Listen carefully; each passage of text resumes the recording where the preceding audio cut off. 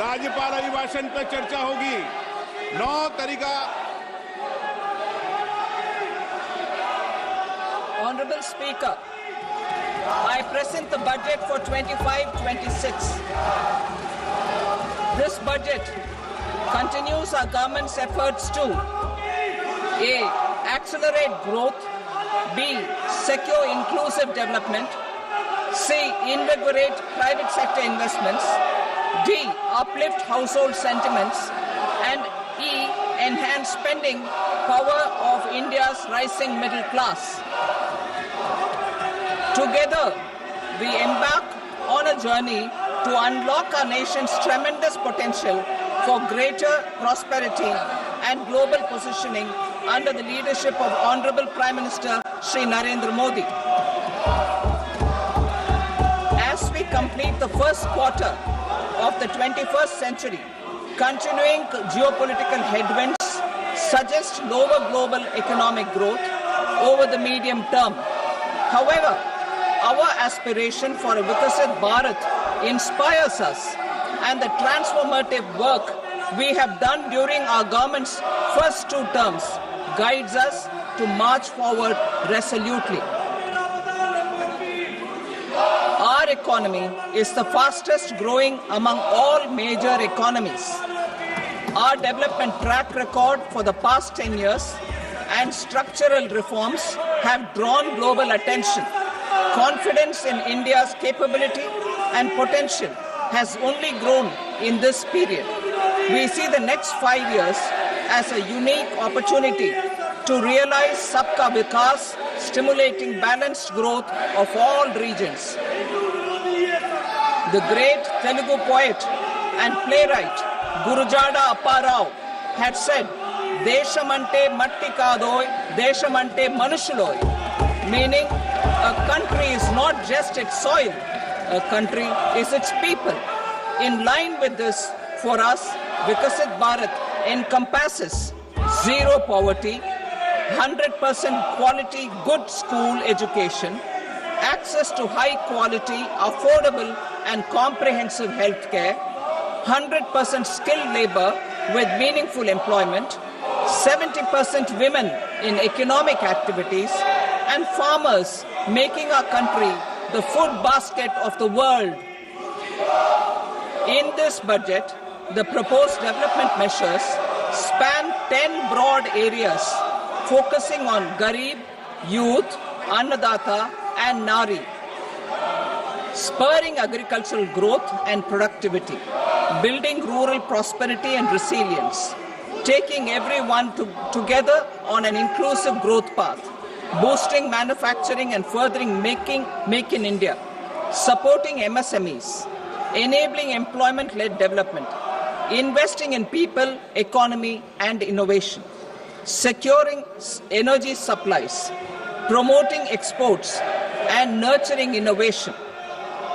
For this journey of development, our 4 powerful engines are agriculture, MSME, investments, and exports. The fuel, our reforms, our guiding spirit, inclusivity, and the destination, Vikasit Bharat. This budget aims to initiate transformative reforms across 6 domains. During the first 5 years, these will augment our growth potential and global competitiveness. The domains are taxation, power sector, urban development, mining, financial sector, and regulatory reforms. Agriculture as the first engine. Now I move to specific proposals, beginning with agriculture as the first engine.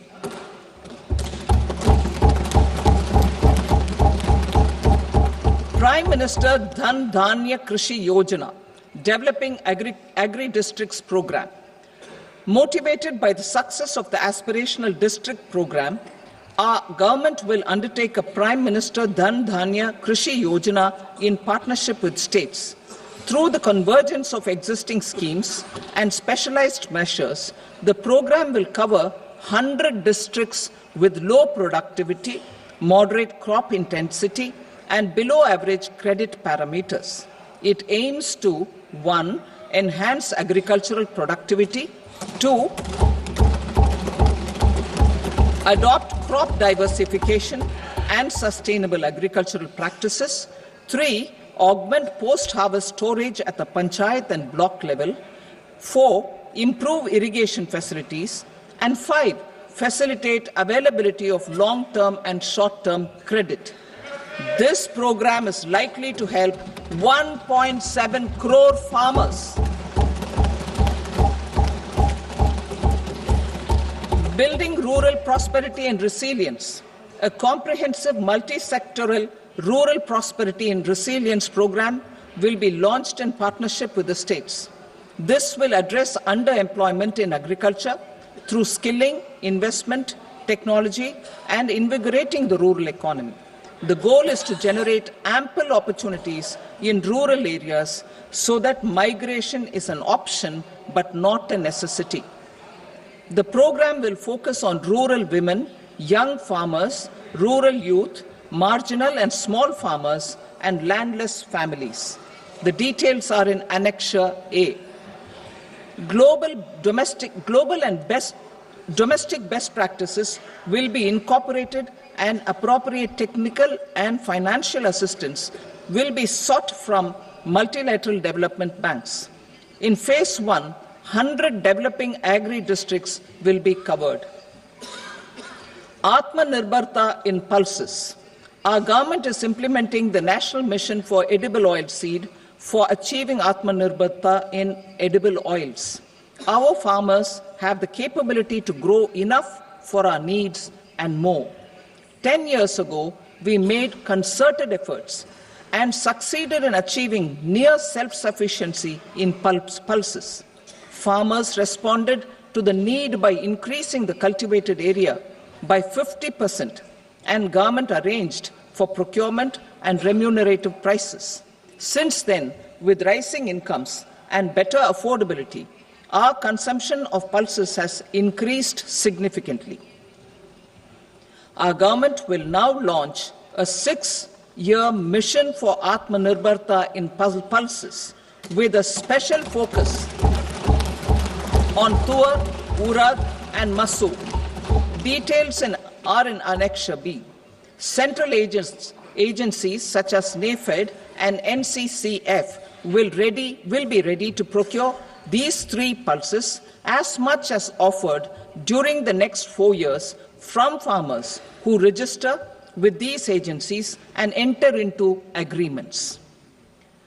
Comprehensive program for vegetables and fruits. It is encouraging that our people are increasingly becoming aware of their nutritional needs. It is a sign of a society becoming healthier.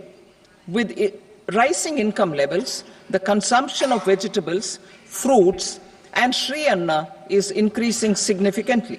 A comprehensive program to promote production, efficient supplies, processing, and remunerative prices for farmers will be launched in partnership with the states. Appropriate institutional mechanisms for implementation and participation of farmer producer organizations and cooperatives will be set up. Makhana Board in Bihar. For this, there is a special opportunity for the people of Bihar. A Makhana Board will be established in the state to improve production, processing, value addition, and marketing of Makhana. The people engaged in these activities will be organized into FPOs. The board will provide hand-holding and training support to Makhana farmers and will also work to ensure they receive the benefits of all relevant government schemes. A national mission on high-yielding seeds will be launched, aimed at 1. Strengthening research ecosystem, 2. Targeted development and propagation of seeds with high yield, pest resistance, and climate resilience, and 3. Commercial availability of more than 100 seed varieties released since July 2024. India ranks second largest globally in fish production and aquaculture. Seafood exports are valued at 60,000 crore rupees. To unlock the untapped potential of the marine sector, our government will bring in an enabling framework for sustainable harnessing of fisheries from Indian exclusive economic zone and high seas, with a special focus on the Andaman and Nicobar and Lakshadweep Islands. For the benefit of lakhs of cotton growing farmers, I am pleased to announce a mission for cotton productivity. This 5-year mission will facilitate significant improvements in productivity and sustainability of cotton farming and promote extra long staple cotton varieties. The best of science and technology support will be provided to farmers. Aligned with our integrated 5F vision for the textile sector, this will help in increasing incomes of the farmers and ensure a steady supply of quality cotton for rejuvenating India's traditional textile sector. Kisan credit cards facilitate short-term loans for 7.7 crore farmers, fishermen, and dairy farmers. The loan limit under modified interest subvention scheme will be enhanced from 3 lakh rupees to 5 lakh rupees for loans taken through the KCC. For Atmanirbharta in urea production, our government had reopened 3 dormant urea plants in the eastern region. To further augment urea supply, a plant with annual capacity of 12.7 lakh metric tons will be set up at Namrup in Assam.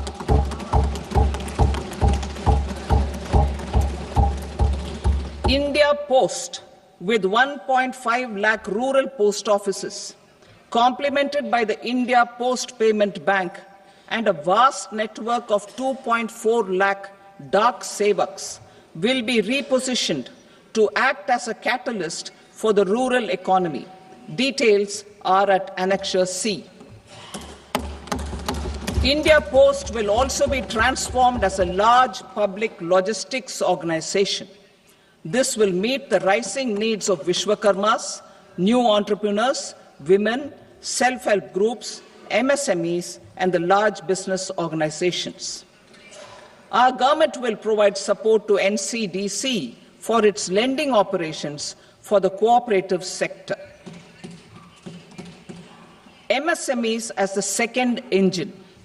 Now I move to MSMEs as the second engine, which encompasses manufacturing and services with a focus on MSMEs numbering 5.7 crores. Currently, over 1 crore registered MSMEs, employing 7.5 crore people and generating 36% of our manufacturing, have come together to position India as a global manufacturing hub. With their quality products, these MSMEs are responsible for 45% of our exports.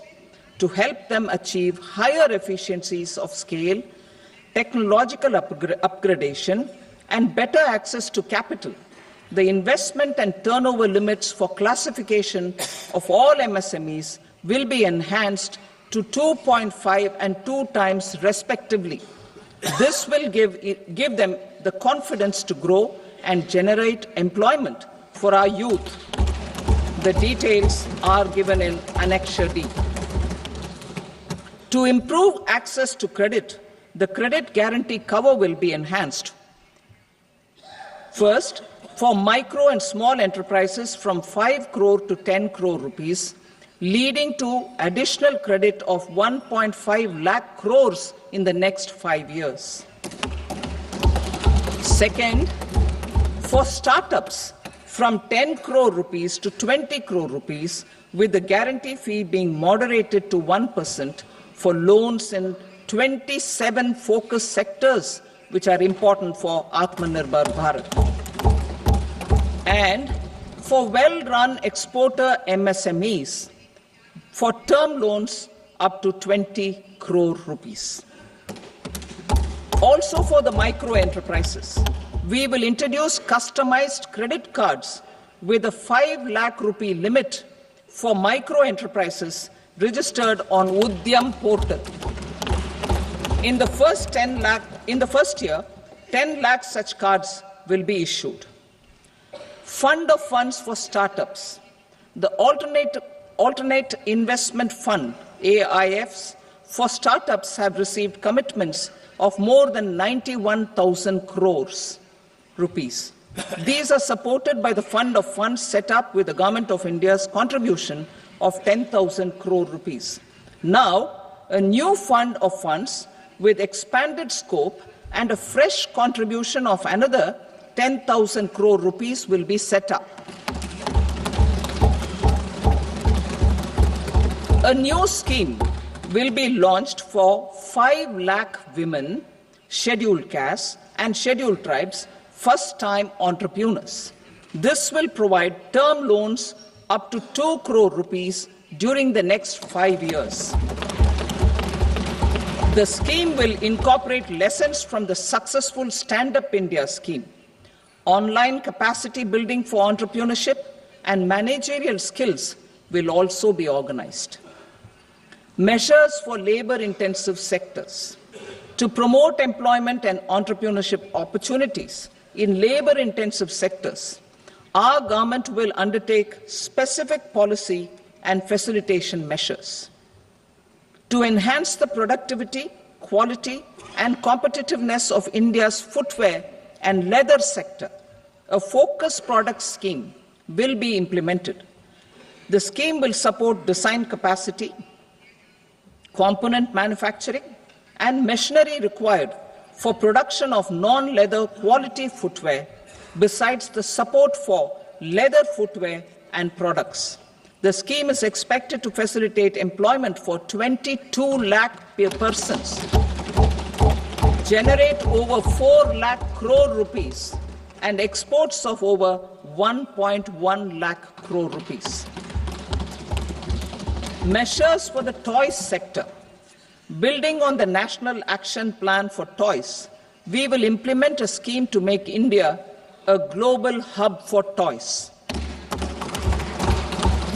The scheme will focus on development of clusters, skills, and a manufacturing ecosystem that will create high-quality, unique, innovative, and sustainable toys that will represent the Made in India brand. Support for food processing. In line with our commitment towards Purvodaya, we will establish a National Institute of Food Technology, Entrepreneurship and Management in Bihar. The institute will provide a strong fillip to food processing activities in the entire eastern region. This will result in 1. Enhanced income for the farmers through value addition to their produce, and 2. Skilling entrepreneurship and employment opportunities for the youth. Manufacturing mission, furthering Make in India. Our government will set up a national manufacturing mission covering small, medium, and large industries for furthering Make in India by providing policy support, execution roadmaps, governance, and monitoring framework for central ministries and states. Details are in Annexure E. Given our commitment to climate-friendly development, the mission will also support clean tech manufacturing. This will aim to improve domestic value addition and build our ecosystem for solar PV cells, EV batteries, motors and controllers, electrolyzers, wind turbines, very high voltage transmission equipment, and grid-scale batteries. Investment as the third engine. Now I move to investment as the third engine, which encompasses investing in people, investing in the economy, and investing in innovation.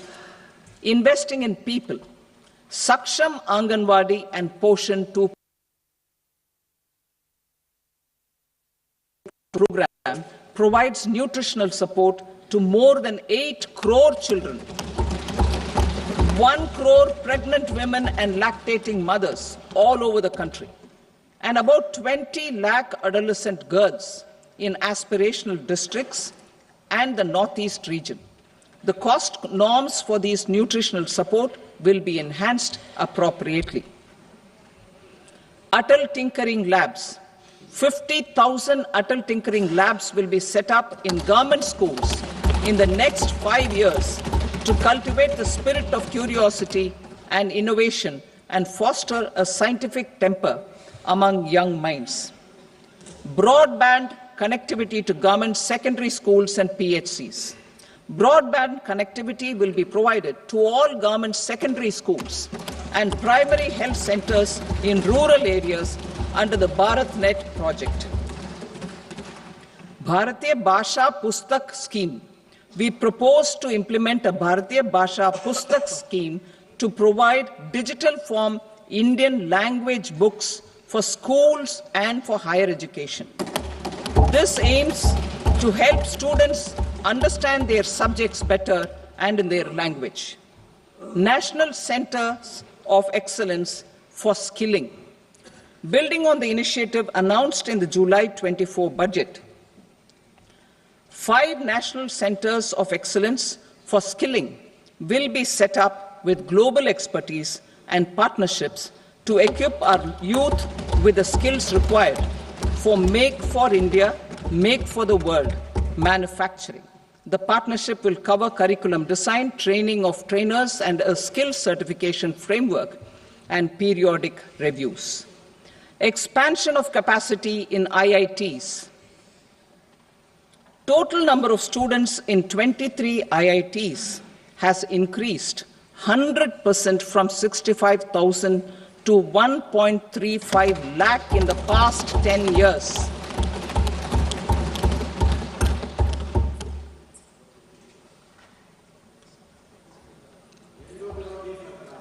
Additional infrastructure will be created in the 5 IITs started after 2014 to facilitate education for 6,500 more students. Hostel and other infrastructure capacity at IIT Patna will also be expanded.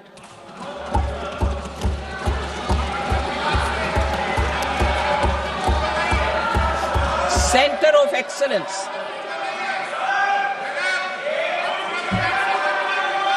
Center of Excellence in AI for Education. I had announced 3 centers of excellence in artificial intelligence for agriculture, health, and sustainable cities in 2023. Now a center of excellence in artificial intelligence for education will be set up with a total outlay of 500 crores. Expansion of medical education. Our government has added almost 1.1 lakh undergraduate and postgraduate medical education seats in 10 years, an increase of 130%. In the next year, 10,000 additional seats will be added in medical colleges and hospitals towards the goal of adding 75,000 seats in the next 5 years.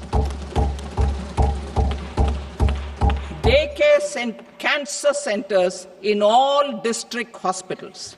Our government will facilitate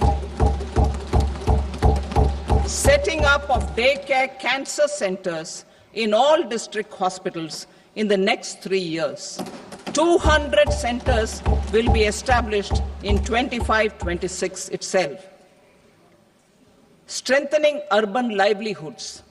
Our government has been giving priority to assisting urban poor and vulnerable groups. A scheme for socio-economic upliftment of urban workers will be implemented to help them improve their incomes, have sustainable livelihoods, and a better quality of life. PM Swanidhi scheme has benefited more than 68 lakh street vendors, giving them respite from high-interest informal sector loans. Building on this success, the scheme will be revamped with enhanced loans from banks, UPI-linked credit cards with 30,000 rupees limit, and capacity building support. Social Security scheme for welfare of online platform workers. Gig workers of online platforms provide great dynamism to the new age services economy. Recognizing their contribution, our government will arrange for their identity cards and registration on the e-Shram portal. They will be provided health care under PM Jan Arogya Yojana. This measure is likely to assist nearly 1 crore gig workers.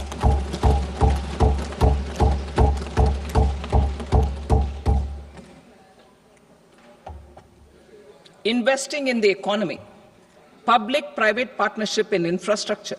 Each infrastructure-related ministry will come up with a 3-year pipeline of projects that can be implemented in PPP mode.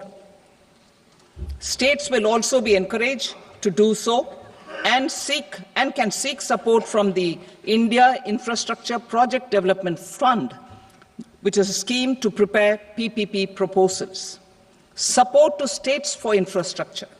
An outlay of 1.5 lakh crore is proposed for the 50-year interest-free loans to states for capital expenditure and incentives for reforms. Building on the success of the first asset monetization plan announced in 2021, the second plan for 2025 to 30 will be launched to plow back capital of 10 lakh crore in new projects. Regulatory and fiscal measures will be fine-tuned to support the plan. Jal Jeevan Mission. Since 2019, 15 crore households, representing 80% of India's rural population, have been provided access to portable tap water connections. To achieve 100% coverage, I am pleased to announce the extension of this mission until 2028 with an enhanced total outlay. The mission's focus will be on the quality of infrastructure and O&M of rural piped water supply schemes through Jan Bhagidari. A separate MOU or separate MOUs will be signed with the states and union territories to ensure sustainability and citizen-centric water services delivery. Urban sector reforms.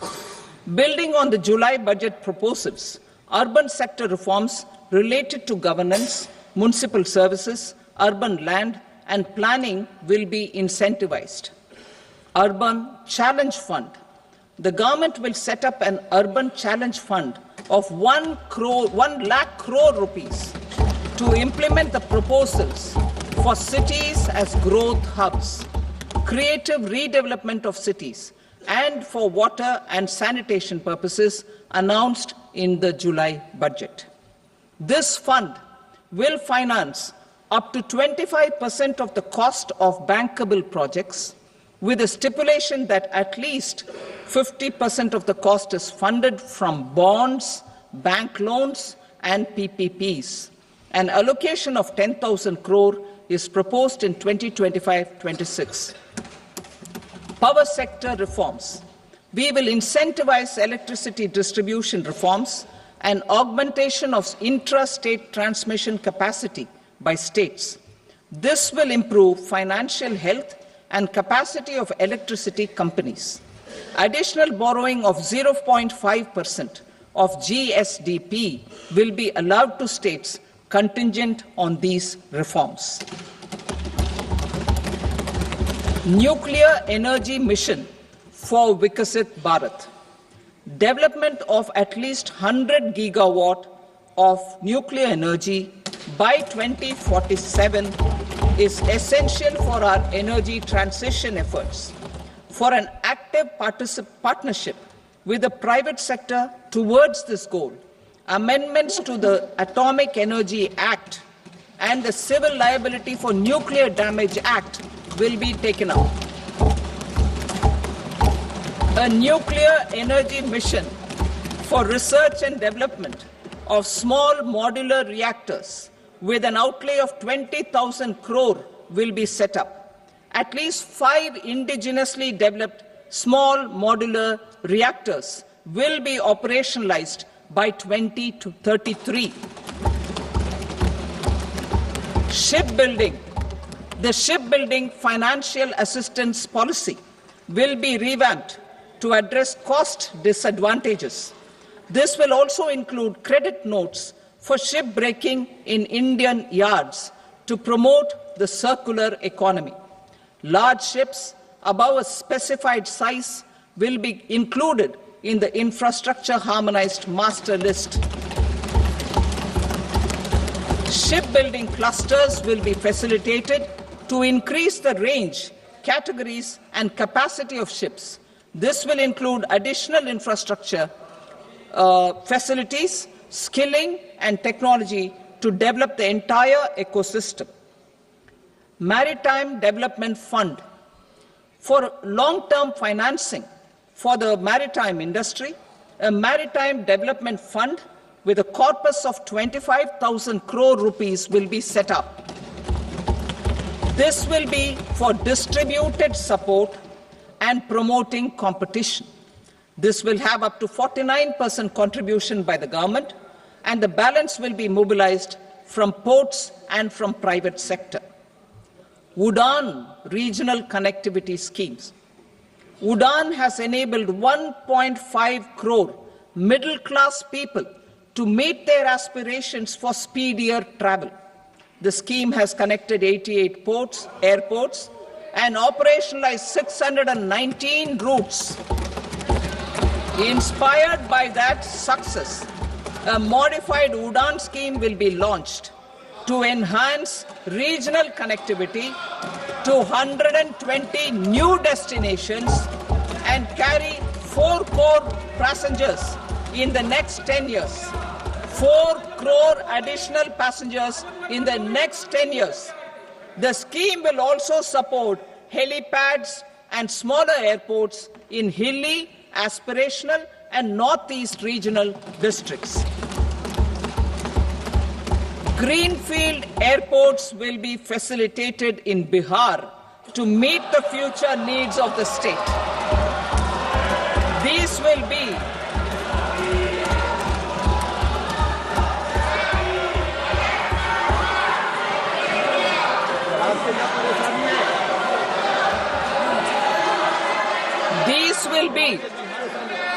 These will be in addition to the expansion of the capacity of Patna Airport and a brownfield airport in Beta.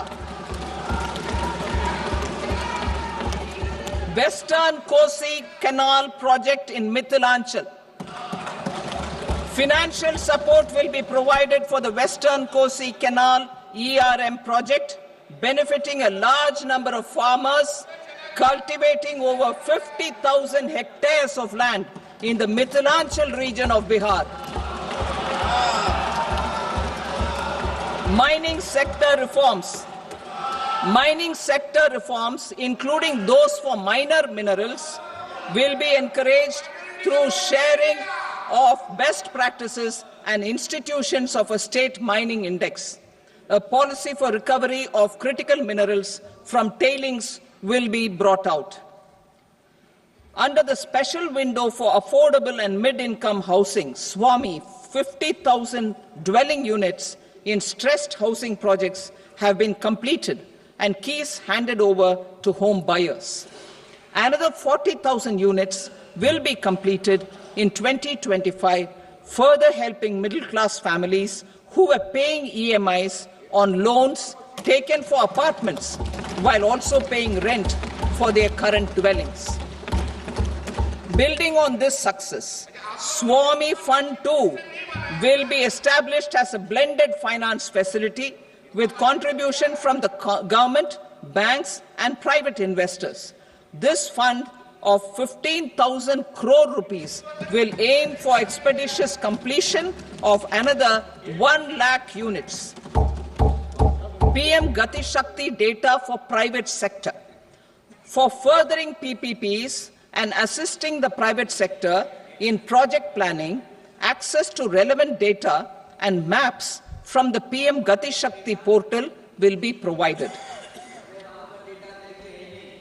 Tourism for employment-led growth. Top 50 tourist destination sites in the country will be developed in partnership with states through a challenge mode. Land for building key infrastructure will have to be provided by the states. Hotels in these destinations will be included in the infrastructure harmonized list. The following measures will be taken for facilitating employment-led growth. Organizing intensive skill development programs for our youth, including in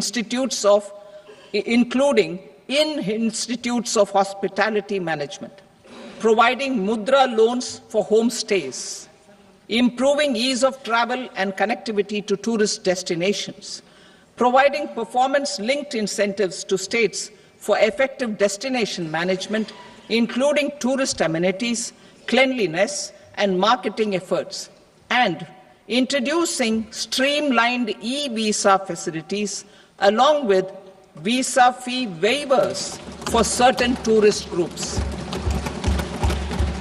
Continuing with the emphasis on places of spiritual and religious significance, in the July budget, there will be a special focus on destinations related to the life and times of Lord Buddha. Medical tourism and heal in India. Medical tourism and heal in India will be promoted in partnership with the private sector, along with capacity building and easier visa norms. Investing in innovation. To implement private sector-driven research, development, and innovation initiatives announced in the July budget, I am now allocating 20,000 crore rupees for this purpose. A deep tech fund of funds will also be explored to catalyze the next generation startups as a part of this initiative. In the next 5 years, under the PM Research Fellowship Scheme, we will provide 10,000 fellowships for technological research in IITs and IISc with enhanced financial support. The second gene bank with 10 lakh germplasm lines will be set up for future food and nutritional security. This will provide conservation support to both public and private sectors for genetic resources. We will start a national geospatial mission to develop foundational geospatial infrastructure and data. Using PM Gati Shakti, this mission will facilitate modernization of land records, urban planning, and design of infrastructure projects. A Gyan Bharatam mission for survey, documentation, and conservation of our manuscript heritage with academic institutions, museums, libraries, and private collectors will be undertaken to cover more than 1 crore manuscripts. We will set up a national digital repository of Indian knowledge systems for knowledge sharing. Now I move to exports as the fourth engine. We will set up an export promotion mission with sectoral and ministerial targets driven jointly by the Ministries of Commerce, MSME, and Finance.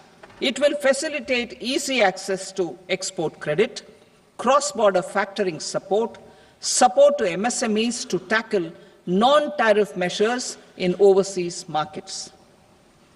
A digital public infrastructure, Bharat Trade Net, for international trade will be set up as a unified platform for trade documentation and financing solutions. This will complement the Unified Logistics Interface platform. The BTN will be aligned with international practices. Support will be provided to develop domestic manufacturing capacities, for our economy's integration with global supply chains. Sectors will be identified based on objective criteria. Facilitation groups with participation of senior officers and industry representatives will be formed for select products and supply chains. Through this, there are huge opportunities related to Industry 4.0, which needs high skills and talent. Our youth have both. Our government will support the domestic electronic equipment industry to leverage this opportunity for the benefit of our youth. A national framework will be formulated as guidance to states for promoting global capability centers in emerging Tier 2 cities. This will suggest measures for enhancing availability of talent and infrastructure, building bylaw reforms, and mechanisms for collaboration with industry.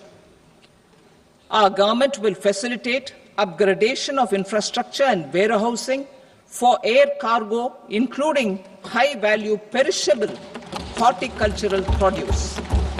Cargo screening and customs protocol will be streamlined and made user-friendly. Reforms as the fuel.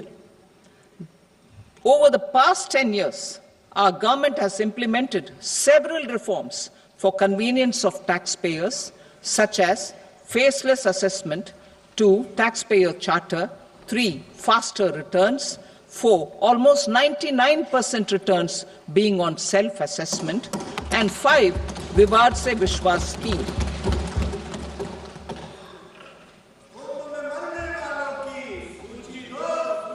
Continuing these efforts, I reaffirm the commitment of the Tax Department to trust first, scrutinize later.